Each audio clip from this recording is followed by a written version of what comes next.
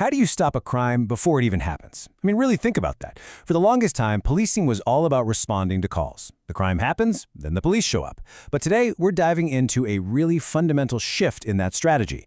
It's a move away from just reacting to crime and toward actively, and I mean actively, preventing it.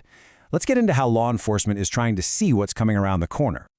So, at the heart of this whole thing are two totally different ways of thinking. On one side, you've got your traditional reactive policing, right? A crime happens, someone calls 911, and officers respond. But on the other side, you have proactive policing. This is all about getting ahead of the curve, trying to stop those crimes before they ever have a chance to happen. And that's the model we're going to break down. So what's the engine that's actually driving this big proactive shift?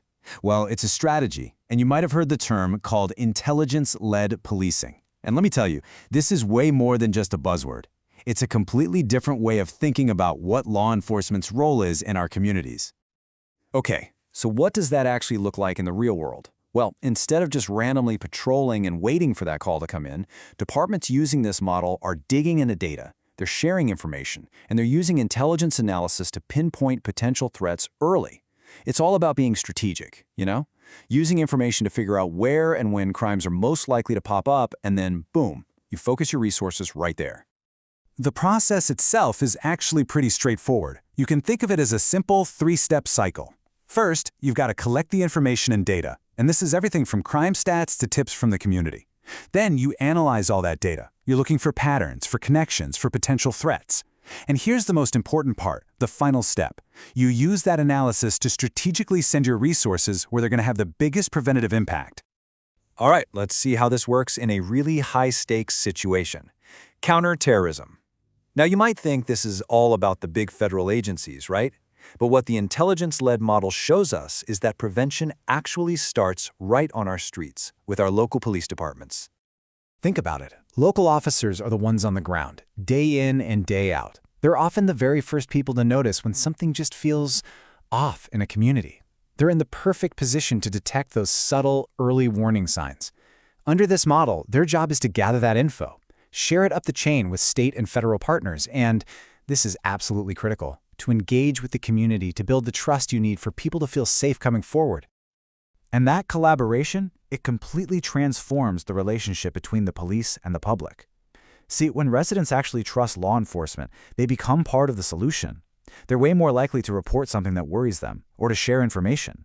It builds this kind of collaborative defense network where everyone plays a role in keeping their own community safe. Now, that same proactive, intelligence-led approach is also an absolute powerhouse when you apply it to another huge threat, organized crime. We're talking about those complex, sophisticated criminal enterprises that operate on a massive scale. And that's the key thing to wrap your head around here. When we talk about something like drug trafficking or human trafficking, these aren't just isolated local crimes. As this quote says, these are massive global problems. A purely reactive approach, well, you're only ever going to catch the low-level guys. To really make a dent, you have to go after and dismantle the entire system. So, how in the world do they do that? Well, law enforcement uses a combination of really powerful tools. Sophisticated data analysis helps them literally map out the criminal networks. Surveillance lets them track the key players and figure out their routes. But the absolute linchpin, the thing that holds it all together, is interagency cooperation. I mean, it makes sense, right? These networks cross city, state, and even national borders. No single agency could possibly fight them alone. For this to have any chance of working, intelligence has to flow seamlessly between the local cops on the beat, national agencies like the FBI, and even international partners. That's how you identify the money, the trafficking routes, and bring down the entire criminal structure.